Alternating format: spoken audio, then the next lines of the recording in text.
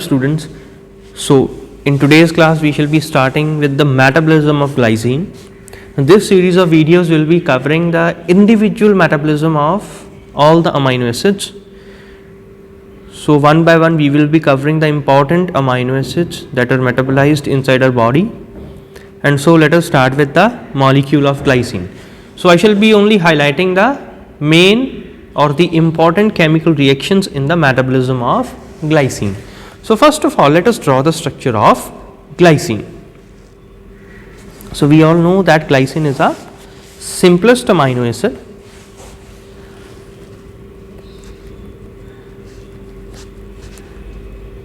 So this is the structure for glycine. So glycine can be synthesized from a molecule of threonine in presence of threonine aldolase enzyme. So it can be synthesized from a molecule of threonine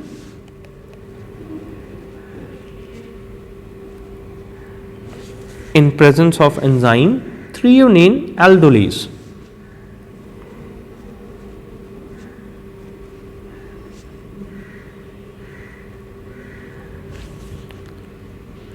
So this is the molecule of glycine.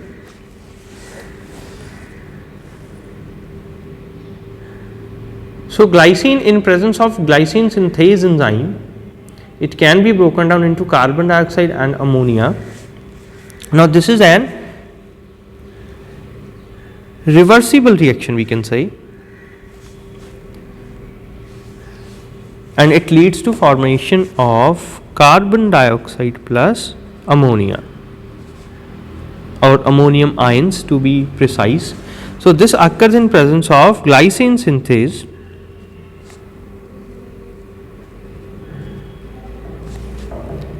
and similarly we can say the synthesis of glycine can also be done through this.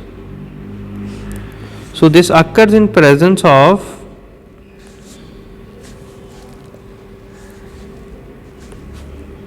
NADH molecule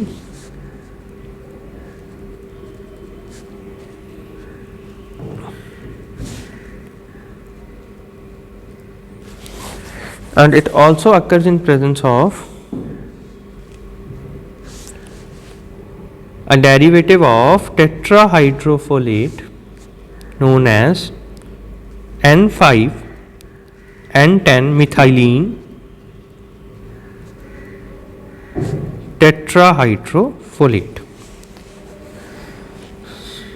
So these are the examples of the reactions that are occurring.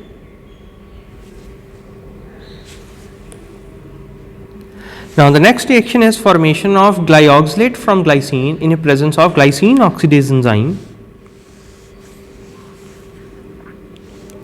So in presence of glycine oxidase, it leads to formation of glyoxylate molecule. This is the example of glyoxylate, and the name of enzyme is glycine oxidase.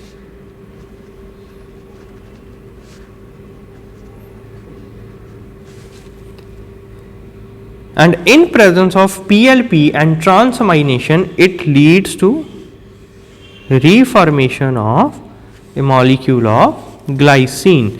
So this occurs in PLP and transamination. Transamination reaction in presence of PLP leads to formation of glycine again from glyoxylate, and glyoxylate molecule can further be dissociated into two distinct forms, the one being the formate and the other being the oxalate or oxalic acid, we can say. So this is the formation of oxalate and this is formate or formic acid. And this formate can further in presence of tetrahydrofolate can lead to formation of N10 formyl tetrahydrofolate.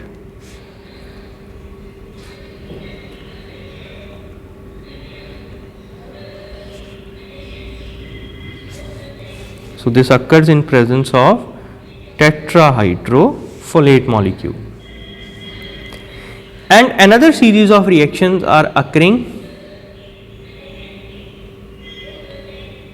from a different molecule known as serine.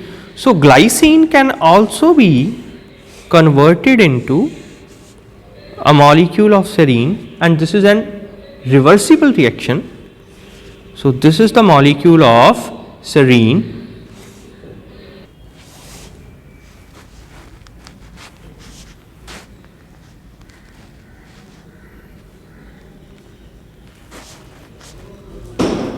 So, this is the molecule of serine. So, in presence of serine, it can further be dissociated to form ethanolamine, but before that we must note down the name of the enzyme, that is serine hydroxymethyl transferase. This is serine hydroxymethyl transferase. So, this leads to formation of serine from glycine molecule, and also the serine molecule is further lead formation of ethanolamine,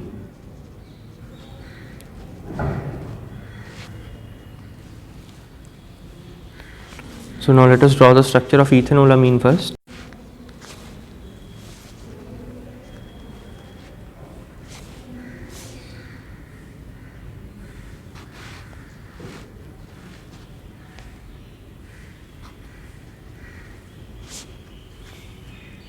So, this is the structure of ethanolamine, and during this a molecule of carbon dioxide is removed out, plus it leads to a subsidiary reaction of pyruvate formation, and this pyruvate is further metabolized to form glucose again from the steps of glycogenesis, and this reaction occurs in presence of enzyme serine dehydratase.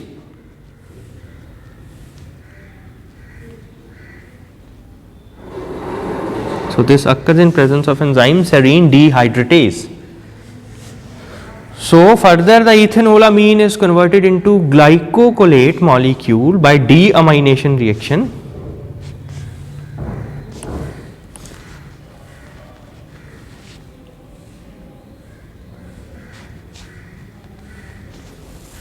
So, in deamination there is a removal of amino group or an amine, and this is known as glycocolate,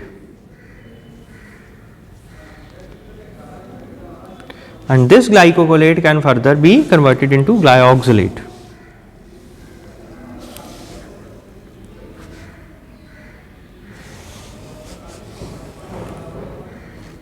So, students, this was regarding the metabolism of glycine. I hope the reactions are clear to you now.